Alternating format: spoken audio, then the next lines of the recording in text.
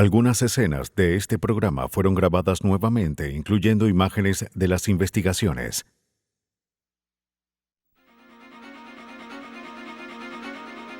En el desierto de Arizona, un detective debe vincular una escena del crimen con un asesino.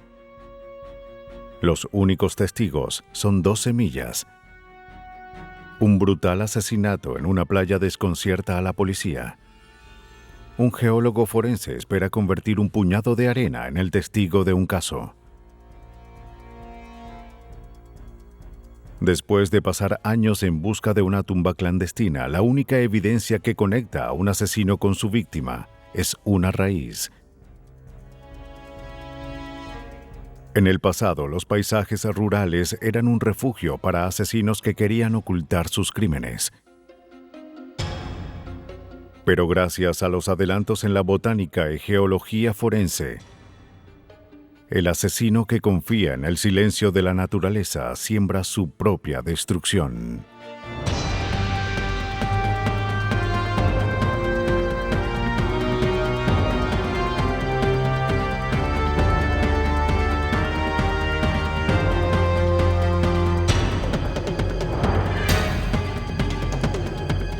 Los nuevos detectives, casos estudiados por la ciencia forense. Semillas de destrucción. El desierto de Sonora. ¿Cuántas vidas no han terminado en paisajes remotos como este? ¿Solo con una extensión de árboles como testigo? Hoy, estos espectadores improbables tienen una voz para revelar a los culpables. Un campo de pruebas a las afueras de Phoenix, Arizona, era un sitio de diversión para un hombre que se dirigía a casa un domingo de mayo de 1992. Atravesando los áridos arbustos, observó algo fuera de lugar en el paisaje.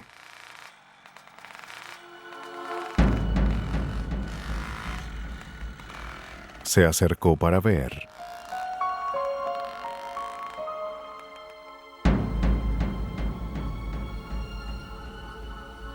Debajo de un follaje de árboles palo verde, yacía boca abajo el cuerpo desnudo de una mujer. No respiraba.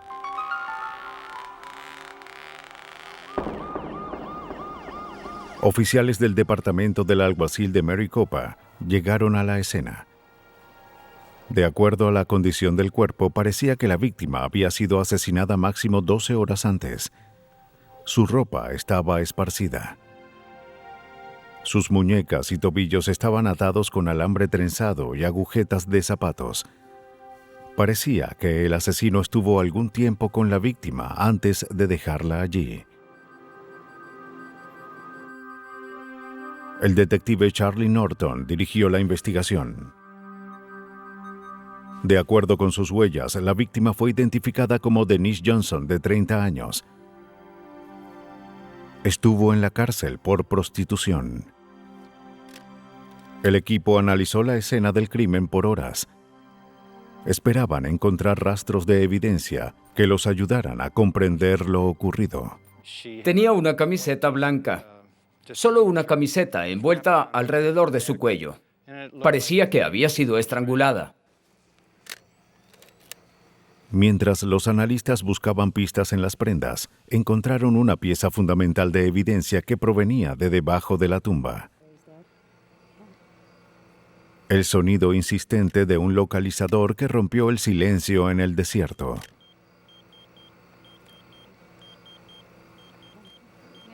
¿Era algún amigo que no sabía lo ocurrido y trataba de contactar a Johnson, o era un objeto olvidado por un asesino imprudente? Un tribunal emitió una orden para contactar a la compañía del localizador. Se identificó al dueño por medio de su identificación. El suscriptor era un sujeto llamado Earl Vaughan, y él dijo que su hijo Mark era quien usaba el aparato, ya que él no tenía teléfono para comunicarse y era la única forma en la que los familiares de Mark se comunicaban con él. Mientras la policía analizaba la escena, un hombre ofreció una declaración. A la 1:30 de la mañana anterior observó algo inusual. Una camioneta blanca con luces color ámbar que salía del campo de pruebas. El conductor se llevó de por medio una señal de tránsito y salió por la interestatal. Esto, junto con la información del localizador, dio a Norton algo con qué empezar la investigación.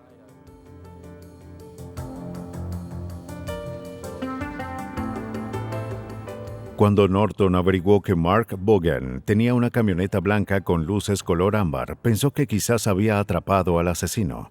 Ahora tendría que probarlo. Vaughan, acompañado de su esposa Rebecca, aceptaron ser interrogados en el departamento del alguacil.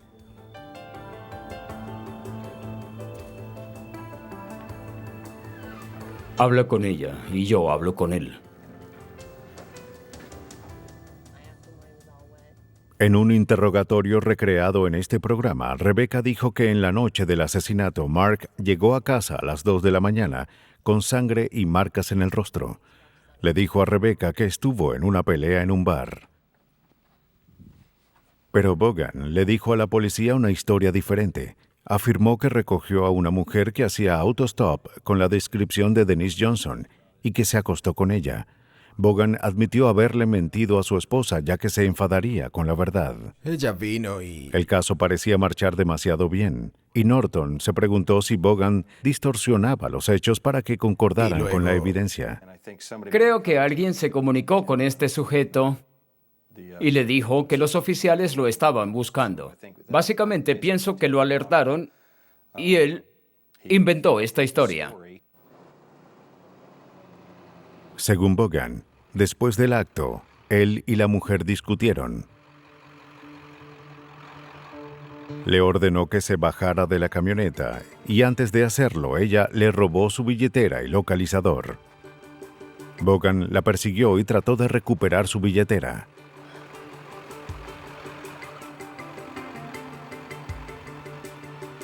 Afirmó haber dejado a Johnson con vida a un lado de la interestatal.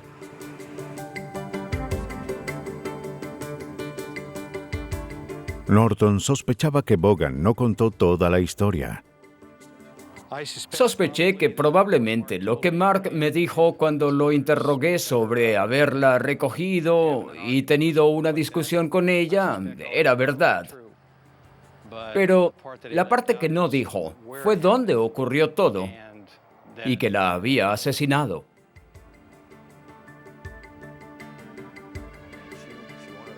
Norton creía que Vaughan era un asesino, pero el sospechoso no era de ninguna ayuda. Vaughan no solo negó haber matado a Denise Johnson, sino que dijo que tenía años sin poner un pie en el campo de pruebas. Irónicamente, la confesión de que había pasado la noche con Denise Johnson hizo que fuese más difícil probar que él la asesinó.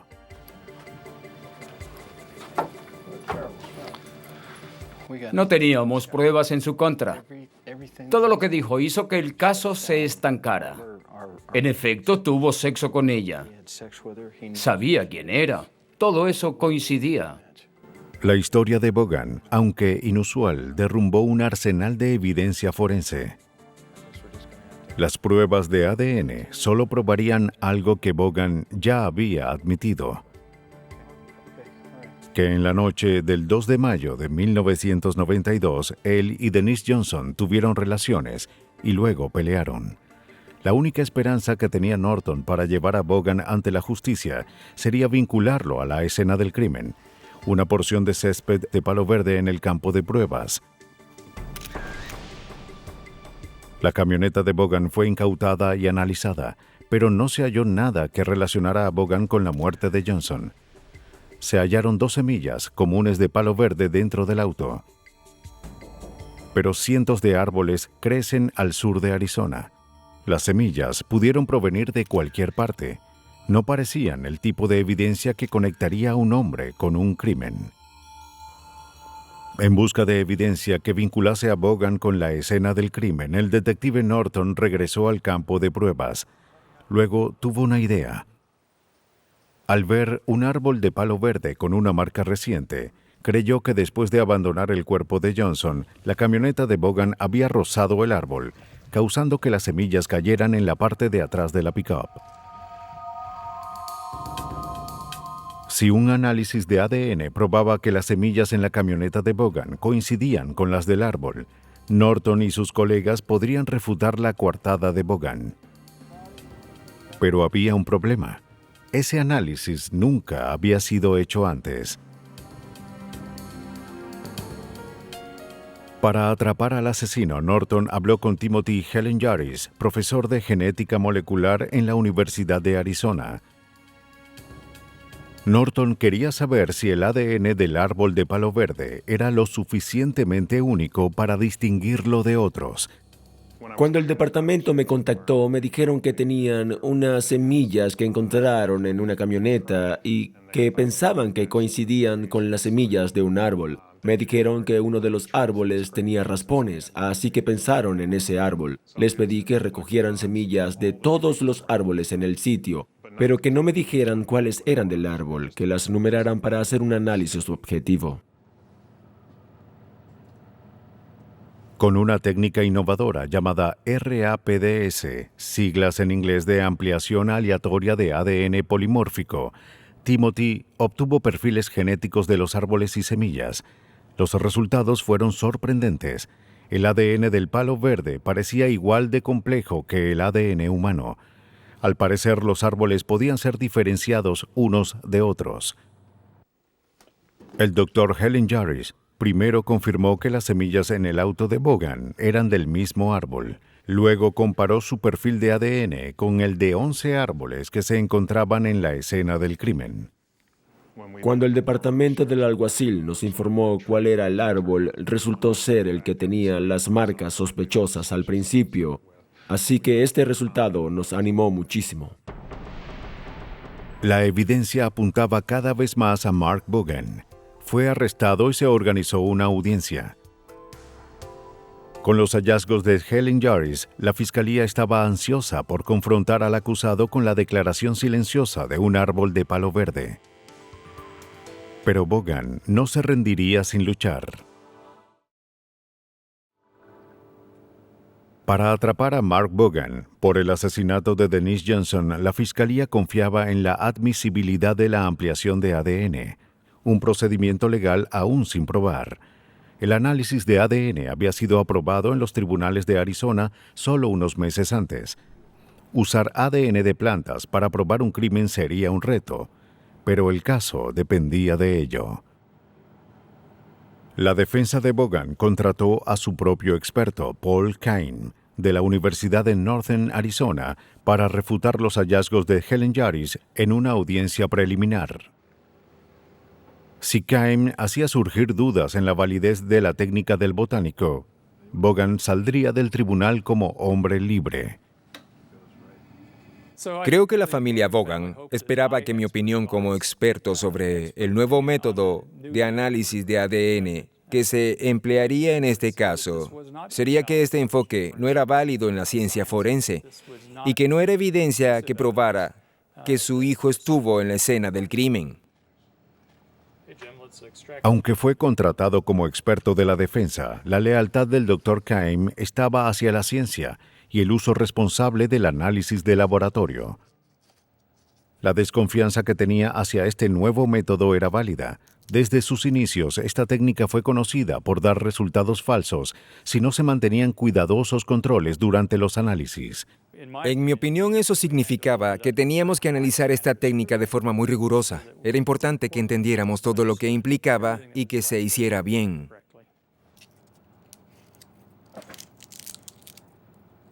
Cuando el análisis se realizaba con extremo cuidado, les daba a los investigadores una extraordinaria herramienta: la habilidad de observar el ADN de un organismo sin conocer la composición genética de esa especie. El primer paso era extraer el ADN de las semillas. Estas debían ser removidas para lograr un análisis exacto. Cada una representa una mezcla del material genético del árbol y del polen que la fertilizó, por lo que el ADN aparecía por separado en la prueba. se utilizó nitrógeno líquido para congelar las semillas a fin de pulverizarlas con facilidad. Después de que el ADN es purificado, se utiliza la reacción en masa de la polimerasa. Este proceso amplifica muestras de ADN para que los técnicos tengan suficiente material genético para analizar. Cuando se reconstruyen las semillas con agua, el ADN de la semilla no se observa a la vista, pero es muy revelador en otros aspectos. La muestra del árbol ahora está lista para mostrar su huella genética. A fin de que ese patrón sea visible, se usa un proceso llamado electroforesis en gel. Se añade colorante azul a la muestra de ADN, la cual se coloca en una lámina transparente. Se expone la muestra a un campo eléctrico para separar los fragmentos de ADN. Las barras resultantes luego son iluminadas con luz ultravioleta y fotografiadas. Cuando la defensa de Vaughan contrató a Keim, este dudaba de que la nueva técnica pudiera diferenciar los árboles de palo verde. Pero al examinar los datos del Dr. Helen Jarvis y el agotador proceso que implicaba el análisis, se sorprendió de lo exactos que eran los resultados. Convencido de los hallazgos de su colega, Keim se unió a la fiscalía y bajo juramento no pudo refutar los resultados. Para Keim, el árbol y la semilla coincidían en un enorme grado de certeza. La defensa ahora se enfrentó a un insuperable obstáculo debido a la lealtad que tenía Keim hacia la ciencia. Vaughan estaba arruinado. Cuando analicé la evidencia científica, lo primero que resaltó ante mis ojos fue que el ADN de las semillas encontradas en el auto de Vaughan era exactamente igual al ADN de uno de los árboles en la escena del crimen. Helen Jarvis y Keim relacionaron a Mark Vaughan con la escena del crimen. Después de asesinar a Denise Johnson, Vaughan chocó su auto contra un árbol y desprendió la evidencia que ayudaría a su condena. Los irrefutables hallazgos derrumbaron la defensa de Vaughan. Vaughan fue hallado culpable de asesinato y fue sentenciado a cadena perpetua. La innovadora técnica de Helen Jarvis estableció el análisis de ADN botánico como una efectiva herramienta forense, dándole una voz a unas pequeñas semillas sin cuyo testimonio un asesino no habría sido atrapado. Aunque diferente del desierto de Arizona y el paisaje de Sonora, las costas de Nueva Inglaterra son un sitio igual de remoto para morir. Pero al igual que las pequeñas semillas de palo verde que sirvieron como testigos improbables, esta vez fue el turno de unos granos de arena. En la mañana del 30 de junio de 1994, una mujer y sus dos sobrinos caminaban por Crescent Beach, en Rhode Island. Los niños querían hallar tesoros. Tía, mira. Pero lo que encontraron parecía haber sido enterrado con vida.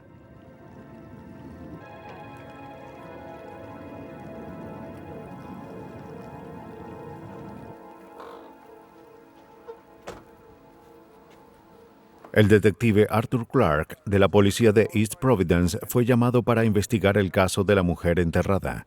La escena parecía más una novela de Stephen King que lo que el veterano detective había visto hasta ahora. Así que aquí la encontraron los niños. Sí, y la tía nos llamó. A 0.6 metros de la superficie yacía una mujer con un vestido de fiesta rojo.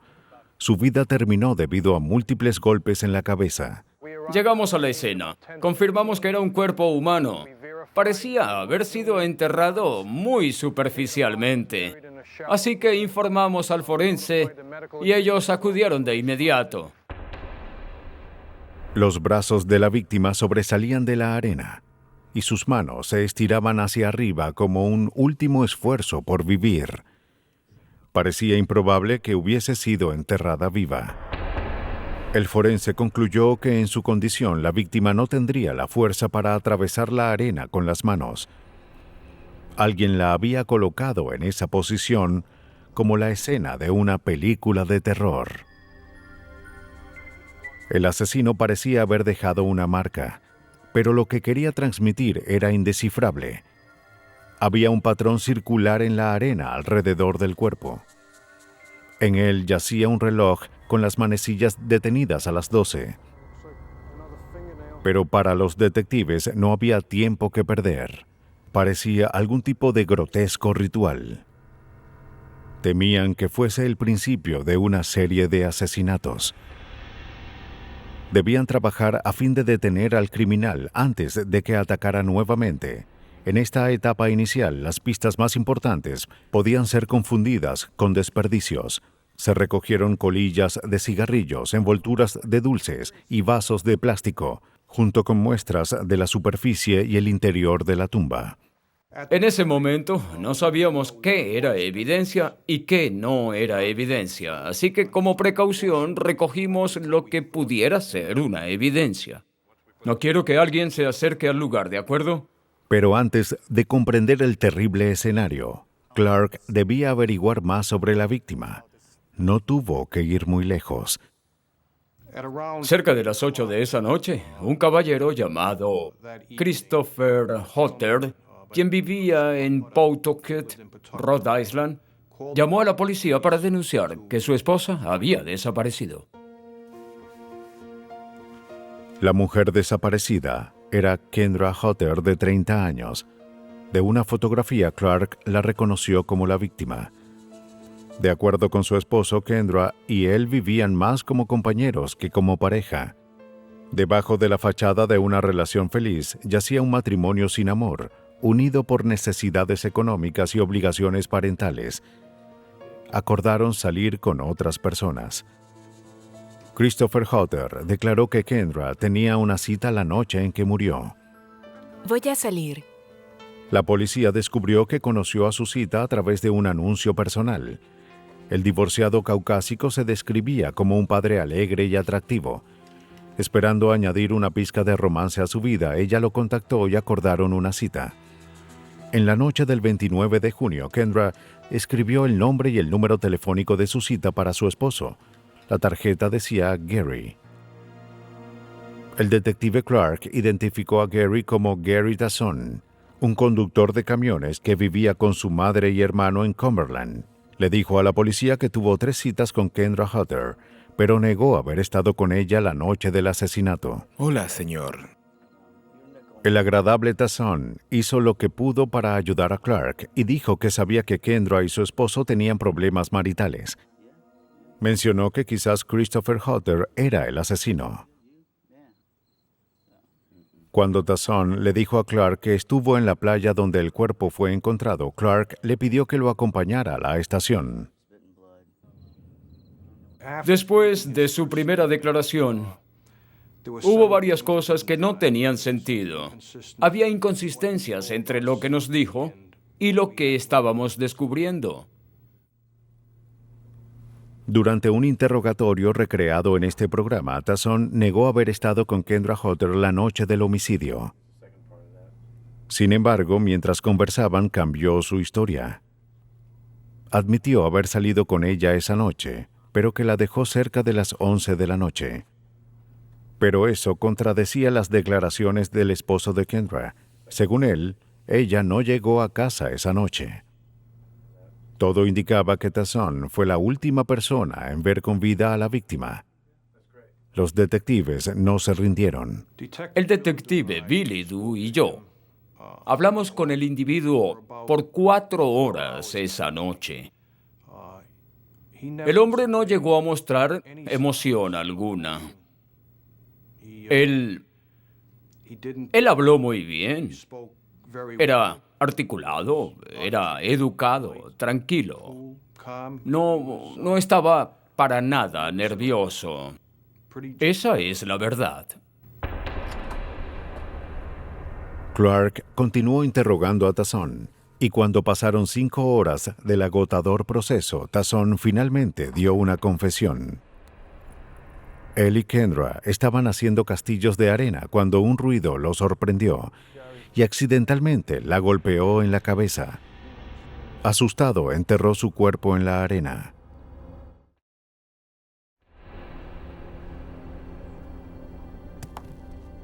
Considerando la gravedad de las heridas de Kendra Hutter, un total de 7 golpes en la cabeza, Clark rechazó esta historia.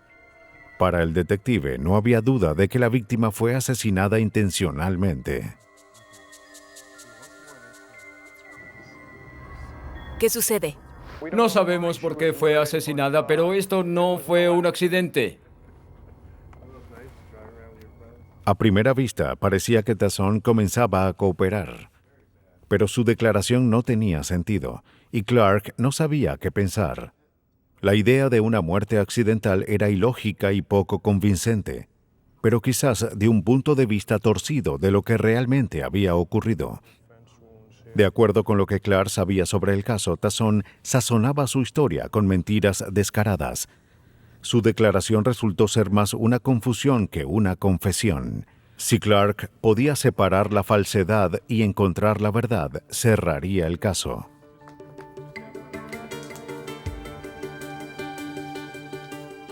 Pero por ahora, tenía que seguirle la corriente y ver hasta dónde llegaría Tazón.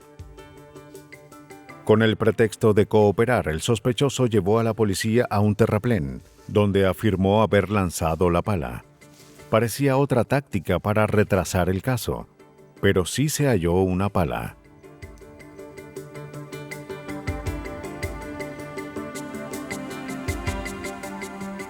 Con este hallazgo, la evidencia parecía acumularse a favor de Clark. Tenía una víctima de homicidio, enterrada de una forma ritualista. Al parecer tenía el arma asesina.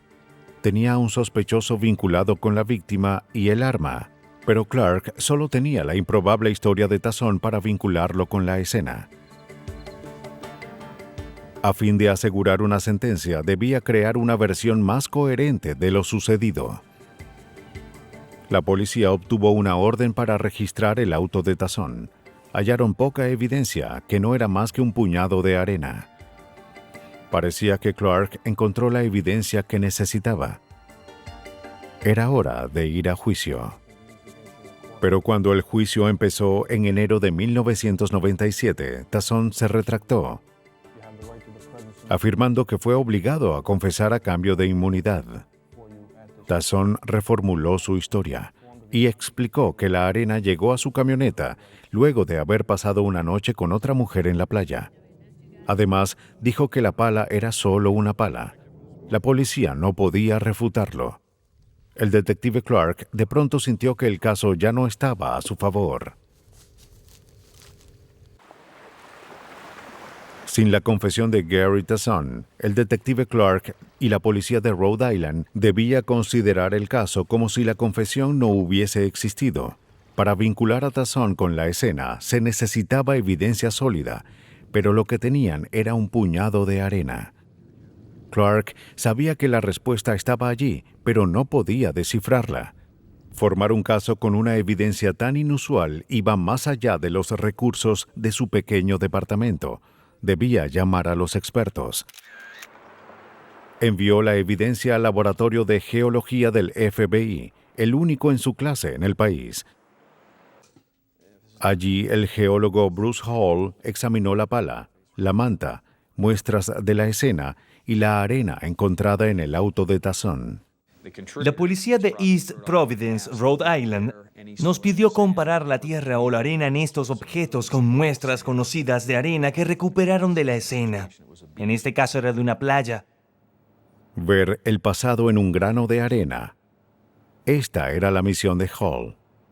Cada grano es un mundo. No solo son diferentes en todos los continentes, sino de acuerdo a la longitud y anchura de la costa también. Hasta los niños saben que la arena hallada en la superficie de una playa es diferente a la que está en lo profundo, pero lo que pocos saben es que estas diferencias pueden medirse y compararse. Teníamos las muestras de la tumba. Como se trataba de una tumba, eran muestras tridimensionales. Había unas que fueron tomadas en diferentes lugares en la superficie. Luego formamos un perfil de ellas. Hicimos un agujero en el suelo de casi 90 centímetros. Tomamos muestras de varias profundidades. Si los granos de arena encontrados en el auto del sospechoso provenían del fondo de la tumba, en lugar de la superficie de la playa, como Tazón afirmó, Hall se daría cuenta. Para atrapar a Tazón, Hall se concentró en las muestras de arena tomadas del fondo de la tumba. Si coincidía con la arena en los objetos de Tazón, Clark lograría su objetivo. El análisis geológico tiene 3 enfoques. Las muestras se comparan de acuerdo con su color, textura y composición. El análisis empezó con una observación del color. Esta primera prueba no requiere equipos sofisticados, pero es esencial para descartar muestras que no tienen importancia en el caso de Tazón. Observamos estas muestras bajo diferentes tipos de luz, a la luz del día, con luz fluorescente, luz incandescente, y comparamos su color. Esta muestra, que es la muestra de la pala, es diferente a la tomada de la playa. En la muestra de la manta se observa una diferencia de color, así que no tenía la misma fuente que la muestra conocida. Sin embargo, cuando observamos la muestra del auto, es sorprendentemente similar con respecto al color. La comparación de color demostró que, de acuerdo con la evidencia, la pala no fue utilizada en el crimen. Quizás Tazón la utilizó en otro lugar y luego la desechó. Parecía otra pista falsa usada por Tazón para despistar a la policía. Tazón habría ganado una batalla, pero no la guerra. La arena en su auto tenía el mismo color que la muestra tomada del fondo de la tumba. Hall continuó con la fase 2 del análisis, observar la textura. Se limpió la arena con agua y se expuso a ondas ultrasónicas que hacen vibrar cualquier sedimento adherido a la muestra. Luego esta es secada y colocada bajo un estereomicroscopio. Hall entonces observó el tamaño y la textura de los granos. Una muestra de alta calidad consiste en granos del mismo tamaño como la sal, mientras que una muestra de baja calidad tiene granos de diferentes tamaños. Hall también observó el tamaño de los granos individualmente para saber si eran angulares, ovalados o de otro tipo. La arena hallada en el auto de Tazón tenía granos consistentes. La muestra era de alta calidad y estaba formada por granos redondos. La muestra tomada del fondo de la tumba era similar. El caso se cerraba en contra de Gary Tazón, pero Hall aún tenía otro análisis que realizar. Examinó las muestras bajo un microscopio de luz polarizada para determinar su composición. Los minerales poseen elementos ópticos diferentes cuando se observan bajo una luz polarizada. Estas características permitieron que Hall los identificara. Caracterizar minerales no es nada diferente de caracterizar a un individuo. ¿Cuál es su altura? ¿Cuánto pesa? ¿Qué color de ojos tiene? Uno describe un mineral de la misma manera. La muestra tomada del auto de Tazón principalmente estaba compuesta de cuarzo con una pequeña cantidad de feldespato. Cuando observó la muestra del fondo de la tumba de Kendra Hutter bajo las mismas condiciones, vio que coincidían. Bruce Hall había probado que Gary Tazón estuvo con Kendra Hutter la noche en la que murió, y no solo eso, sino que Tazón enterró su cuerpo. Con base en la solidez de los hallazgos de Bruce Hall, Gary Tazón fue hallado culpable de asesinato en primer grado. Ahora cumple cadena perpetua sin libertad condicional. Este sujeto había atraído a una mujer a través de anuncios personales, la golpeó en la cabeza casi 20 veces con una pala y la enterró para que fuese encontrada.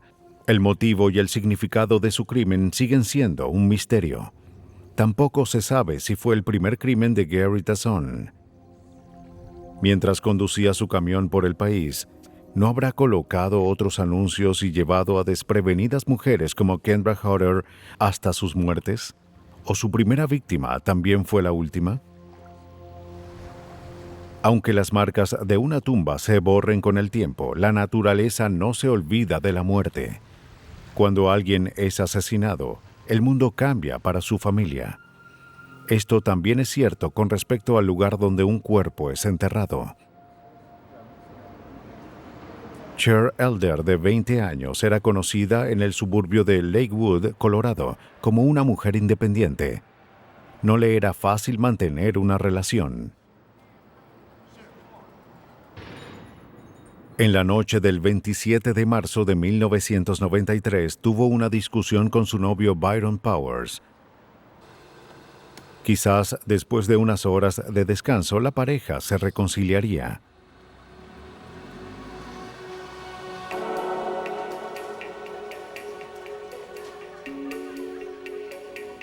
Para calmarse, Cher se dirigió a Central City, un pueblo de mala fama a una hora de las montañas rocosas. Su chofer, un hombre mayor, era una buena compañía y su enfado se disipó al pasar la noche. A la 1:40 de la mañana, Cher y su acompañante salieron del casino. Pero ella se uniría a la lista de personas desaparecidas. Los días pasaron y no había señales de Cher.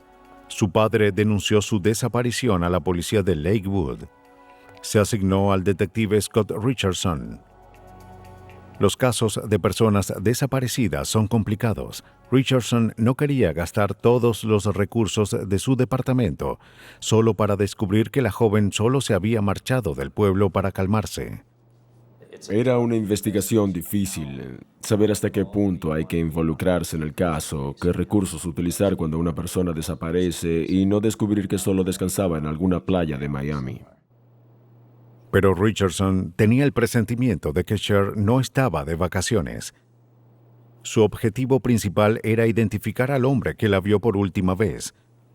Una cámara de vigilancia en un casino capturó su imagen. No sabíamos quién era ese sujeto, y fue la última vez que ella fue vista con vida. Un amigo la vio en el casino con este hombre. El sujeto fue identificado como Thomas Luther, un conocido del novio de Cher, Byron Powers. Cher conoció al hombre mayor poco antes de su desafortunado viaje a Central City. Cuando averiguó el historial de Thomas Luther, Richardson sintió que ya no buscaba una persona desaparecida. Buscaba un cadáver. Cher había elegido al hombre equivocado para que la consolara. Thomas Luther era un conocido agresor sexual y había salido recientemente de prisión por atacar y violar a una joven. En la cárcel afirmó que cuando saliera, la policía no encontraría a su próxima víctima. Esta vez, se aseguraría de ocultar el cuerpo donde nadie lo encontraría. Richardson no lo permitiría. Nuestro objetivo era tratar de encontrar el cuerpo de Cher Elder por dos razones: para juzgar al culpable y por su familia. Richardson interrogó a Luther, quien afirmó que después de salir del casino dejó a Elder en la casa de su novio.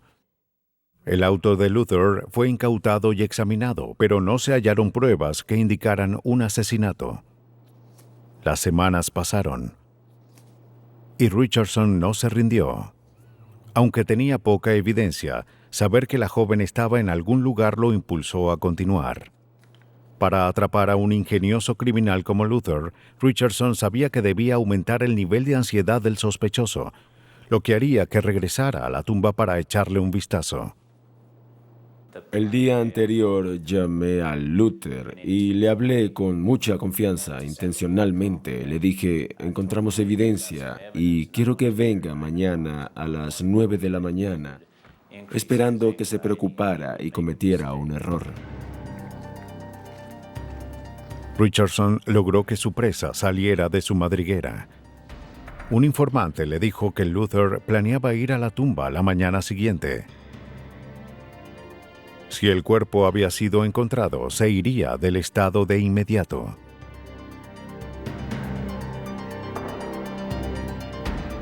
Mientras, oficiales encubiertos se esparcieron por el área metropolitana de Denver vigilando a los conocidos de Luther y registrando las carreteras.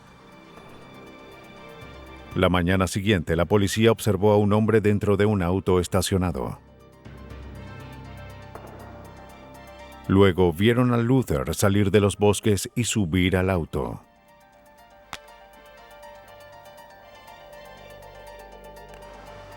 Luther fue a reunirse con Richardson, sabiendo que el detective estaba mintiendo.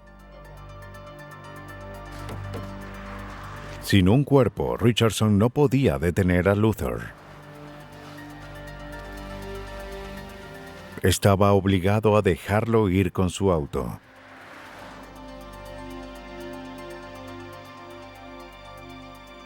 Los meses pasaron y no hubo avances en el caso, mientras el sospechoso se marchó del estado. Con cada día que pasaba, parecía más probable que el lugar donde estuviese Cher Elder continuase siendo el secreto de su asesino. Lo único que impulsaba a Richardson a continuar era que confiaba en que Cher Elder estaba enterrada en algún lugar de Empire Valley, pero encontrarla en el escarpado terreno sería una ardua labor. Es un valle de 24 kilómetros de longitud y al entrar allí, al buscar la posible ubicación de la tumba, solo hallamos rocas desprendidas y más rocas, y había tantas áreas donde un cuerpo pudo ser escondido que se convirtió en un laberinto. Semanas de exploración en Empire Valley dejaron a los detectives con las manos vacías. Encontrar a Cher Elder en este escarpado terreno requería un tipo de experticia que gastaría los recursos de cualquier departamento de policía. Richardson sabía que la estación había llegado a sus límites y que sus opciones se agotaban. Pero no estaba listo para tirar la toalla. El persistente detective tuvo una última idea. Contactó a NecroSearch, un equipo de élite de científicos que usaban varias disciplinas para localizar tumbas. NecroSearch existe ya que un grupo de oficiales y de científicos unieron fuerzas y desarrollaron una mejor forma de encontrar cuerpos enterrados y evidencia. Con ese objetivo, NecroSearch reunió a reconocidos científicos de 15 especialidades en todo Colorado, incluyendo botánica, geología, geofísica, antropología forense y entomología. 53972. La hipótesis de NecroSearch es que los cuerpos enterrados cambian el ecosistema que los rodea para siempre. El suelo encima de una tumba puede hundirse con la nieve o la lluvia. Plantas específicas pueden florecer en el cuerpo descompuesto. 53969. Luego llegan los insectos. Este era un caso único. Tomó todos nuestros esfuerzos, todos los recursos que podíamos pedir a otras agencias. Por eso pedimos la ayuda de NecroSearch. Era muy simple. Esta es una comunidad muy grande, es el área metropolitana y no somos expertos en buscar tumbas. No hemos tenido muchos casos de tumbas en la ciudad. Hasta ahora, el equipo de voluntarios de NecroSearch había participado en casi 100 casos en 30 estados y 7 países. El grupo se reúne una vez al mes para revisar posibles casos. Para la mayoría de los solicitantes, NecroSearch es un último rayo de esperanza. NecroSearch me pidió que asistiera a su reunión y presentara el caso para ver si ellos podían ayudarme. Así que presenté el caso a NecroSearch en ese tiempo y Me preguntaron cosas que no me imaginé, como de qué color era, de qué color era la tierra en los pantalones de Luther cuando se subió al auto, ya que esto indicaba si había estado en una mina o si estuvo en un banco de arena. Y para mí fue obvio que los sujetos de NecroSearch eran la gente que podía ayudarme, ya que tenían experiencia localizando tumbas. El rocoso terreno obstaculizó su labor, ya que no era fácil detectar alteraciones en el suelo. El equipo analizó el terreno en busca de pistas indetectables a simple vista. En cuanto a la geología, buscamos alteraciones en los estratos y todo tenía estratos. No podrán creerlo, pero cuando llegamos y cavamos, hallamos varias capas dentro de rocas o del suelo y buscamos en qué parte había alteraciones. Búsquedas aéreas y terrestres y análisis infrarrojos descartaron muchas posibles tumbas. Pero los meses pasaron y no se halló el cuerpo. Parecía que la afirmación de Thomas Luther sobre despistar a la policía se hacía realidad. A finales de enero de 1995, un indicio llevó al detective Richardson y a NecroSearch a una marcada pendiente llena de pinos. Las rocas cubrían casi toda el área. Una tumba era fácil de ocultar allí. NecroSearch hizo un análisis preliminar del lugar, que fue suspendido a causa del clima. Habían pasado casi 2 años desde la desaparición de Cher. Bueno, ya saben, Pero llegó una pista crucial.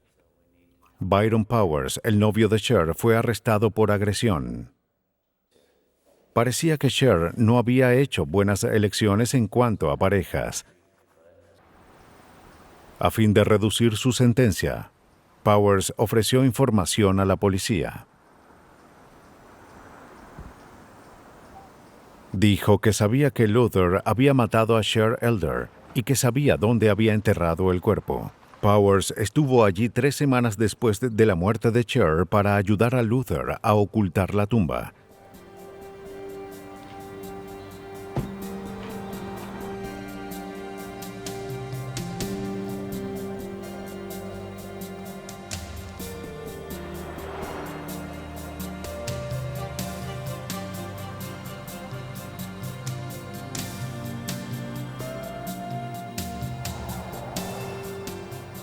Powers llevó a Richardson justo a un lado del punto donde NecroSearch se había rendido. A diferencia de muchos criminales que lanzan a sus víctimas por una colina, Luther había tomado su tiempo para seleccionar una tumba que la policía no encontraría.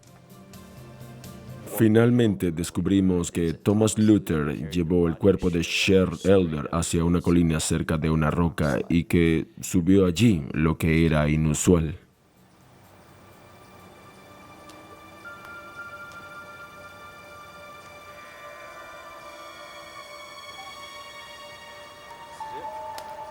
La pila de rocas que Powers señaló estaba a menos de 30 centímetros del lugar que Richardson y NecroSearch analizaban antes de que el clima los obligara a rendirse. Estuvimos a pocos centímetros del cuerpo de Cher Elder cuando cavamos por primera vez. Regresamos, excavamos y removimos el cuerpo de Cher Elder. Como si fuese una excavación arqueológica, el equipo marcó el lugar y procedió a excavar como en los viejos tiempos. El equipo arduamente removía 10 centímetros de suelo a la vez. El arqueólogo Steve Island fue parte del equipo de búsqueda de Cher Elder. Bueno, los primeros centímetros de suelo estaban congelados. Estábamos en enero o febrero, según recuerdo, así que tuvimos que usar un pico para remover la superficie que estaba congelada. Después de 4 días y 60 centímetros de excavación, el equipo encontró unos huesos. Excavaron el suelo con herramientas como escobas, cepillos de dientes y palillos de bambú, hasta que finalmente los restos de un cuerpo tomaron forma en el suelo congelado.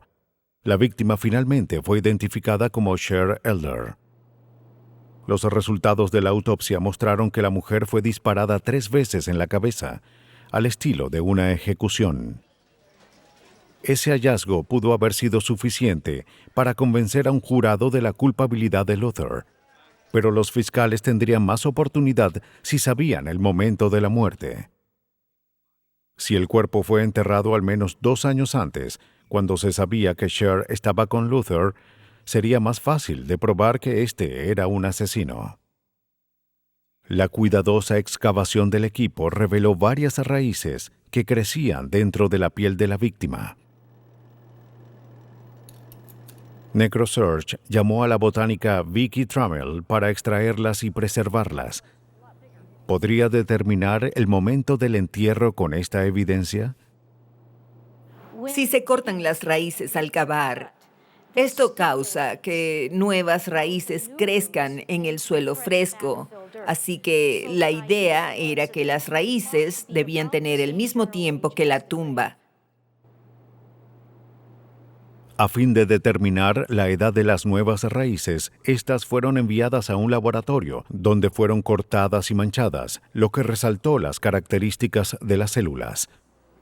La mayor parte de las especies de árboles como pinos y abetos que rodeaban el área cercana a la tumba tienen raíces que se forman de la misma manera y que tienen un patrón particular de células que se reconocen bajo el microscopio. La mayoría de esas diferencias están en el xilema, que es el tejido conductor de agua de las plantas. Lo que observé en el tejido conductor de agua fue un triángulo, y esa forma triangular me indicó que era una raíz muy joven, casi de 1 año. Otro año de crecimiento implica un cambio significativo en las células. El triángulo se convierte en células conductoras de agua más grandes. Esto indicó que era una raíz secundaria. Por su estructura molecular, Trammell estimó que las raíces tenían 2 años. Su hallazgo cerró el caso en contra de Thomas Luther, probando que la tumba fue cavada después de que salió de prisión y fue visto con la víctima. Al final, el jurado se convenció de que Thomas Luther asesinó a Sher Elder. Fue sentenciado a 48 años sin libertad condicional. Gracias a la incansable búsqueda de Scott Richardson y los adelantos del equipo de NecroSearch, esta odisea finalmente llegó a su fin. En cuanto a mí, no creo en lo que llaman cierre. Creo que si pierdes a un ser querido, sentirás esa pérdida por el resto de tu vida. Pero al menos, si sabes lo ocurrido, podrás seguir con tu vida de alguna manera.